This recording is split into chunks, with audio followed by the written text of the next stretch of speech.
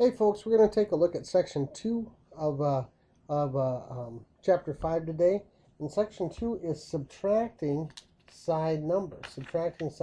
Now, when you're looking to subtract side numbers, there's something that I do with that is basically I don't subtract side numbers anymore. I just add the opposite. Okay, I add the opposite, and then I just treat it like an addition problem, like we worked on last time. Now, when you're taking a look at subtracting side numbers, that's going to begin on page 215 here. Page 215. Okay, and now, like I said, if you're subtracting side numbers, I don't subtract. I just add the opposite. So let's say we used 3 and 5 last time. Let's say we have 3 minus 5. I'm subtracting two numbers that happen to be positive. But instead of subtracting them, I add, if I get my pen to work right, I add the opposite.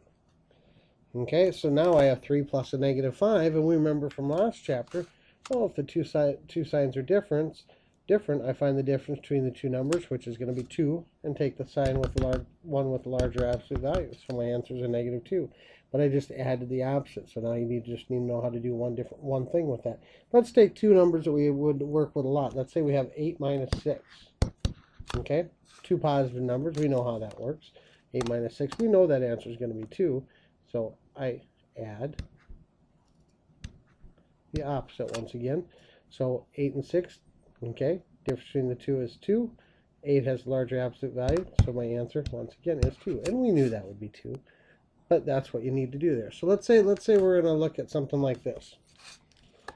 Let's say we have 8 minus a negative 6 already.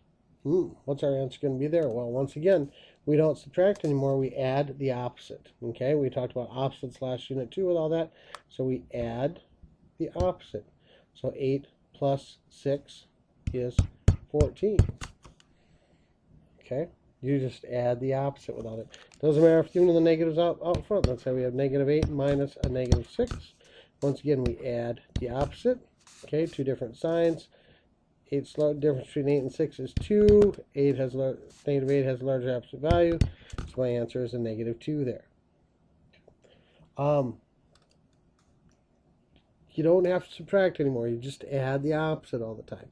So I add, and basically all I'm doing is changing the sign of this second number right there. I'm adding the opposite. And then it's the same rules as addition with all that. Once again, you have any problem around here?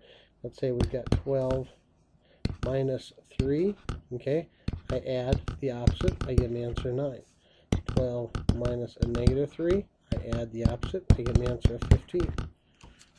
Negative 12 minus a negative 3. Once again, I add the opposite. I get an answer of negative 9. Let's say we have negative 12 minus 3. Once again, I add the opposite. I get an answer of negative 15. Okay, just like what we talked about before. Once again, in section 5.2, there's a lot of different. Well, first of all, they talk about a different way to solve those. I kind of like this way, and you can read through that and see what works best for you. Once again, as you're subtracting with your calculator, make sure you're doing that correctly also with that.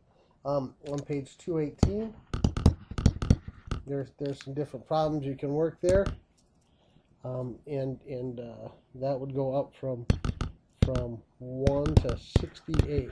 So whatever works for you there. You can go ahead and check that out. Page 118, 1 through 68. And you can kind of go from there. And that's once again section 5.2,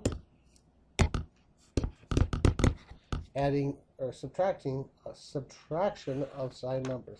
If you have any questions or need any help, please never hesitate to give me a call or shoot me an email. We'll talk to you later. Have a great day. Bye.